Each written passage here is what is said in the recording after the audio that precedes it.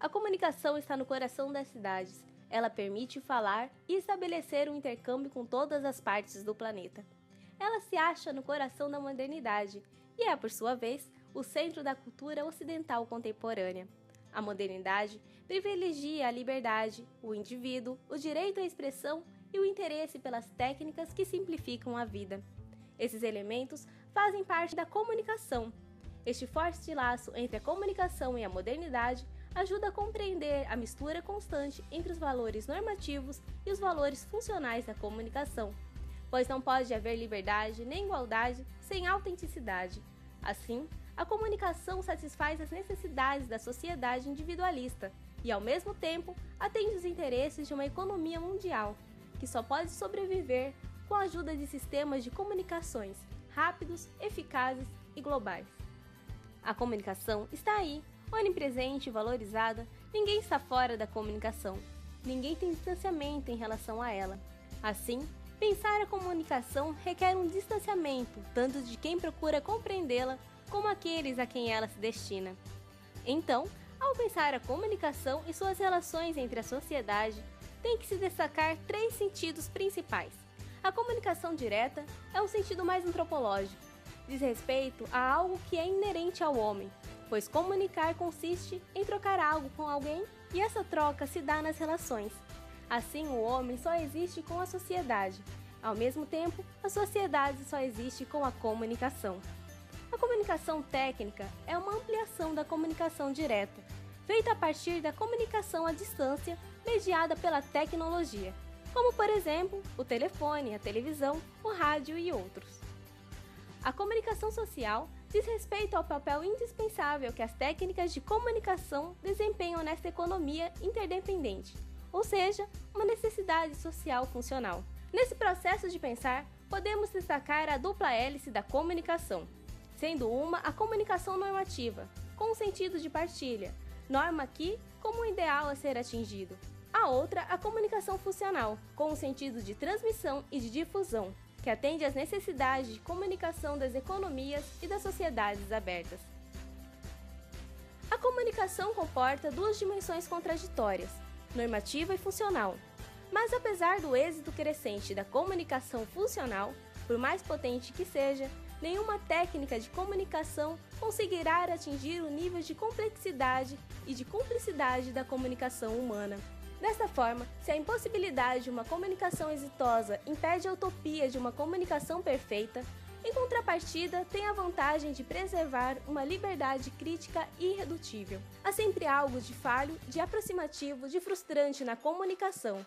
Mas esses limites estruturais também são os meios de compreender que tudo em comunicação existe um outro e que o outro permanece inatingível. Não podemos deixar de falar também das necessidades e dificuldades da análise. Dificuldades que se dão primeiramente pelo fato de que todos praticam a comunicação. Logo, todos naturalmente se sentem especialistas. Depois, porque a comunicação é um setor novo, sem tradições. Por fim, pelo fato da comunicação ter em causa tanto a razão quanto a paixão. Não há quem tenha distanciamento em relação a ela. A comunicação é uma necessidade fundamental e uma característica essencial da modernidade. O laço entre eles explica o lugar que a comunicação alcançou nas nossas sociedades nos últimos 2 séculos. A comunicação remete para o fundamento de toda experiência humana. Exprimir-se, falar com alguém e partilhar algo com os outros faz parte da definição do ser humano. Ela é o meio de entrar em contato com o outro. Só ela permite gerir essa relação ambivalente entre o eu e os outros. O êxito de todas as tecnologias foi levando mais longe o som da voz, a imagem do rosto. Nessa busca sempre difícil da relação com o outro, onde se mesclam o simples desejo de expressão e a vontade de compreensão mútua. A comunicação é comunhão, é partilha, é a transmissão e a difusão de pensamentos. A comunicação exprimiu e reforça a modernidade. Ela não é apenas um valor individual, mas está na origem de um princípio de organização das relações sociais menos hierárquicas. É uma questão importante para os equilíbrios sociais, culturais, políticos e até econômicos. Hoje em dia, a vida cotidiana, o trabalho, a educação e a saúde estão organizados e redistribuídos em torno das problemáticas da comunicação. A sociedade individualista de massas é tanto uma realidade como um modelo. O maior problema é a crise da relação entre o indivíduo e a coletividade, que é resultado da vitória de dois movimentos contraditórios, o movimento a favor da liberdade e o movimento a favor da igualdade.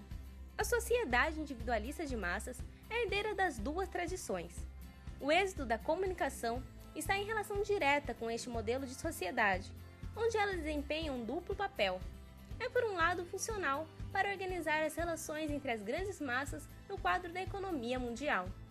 Pensar a comunicação nesse modelo de sociedade é pensar a massificação, perceptíveis nos mercados de televisão, das redes, das novas técnicas de comunicação, como na construção de grandes museus ou grandes exposições mundiais.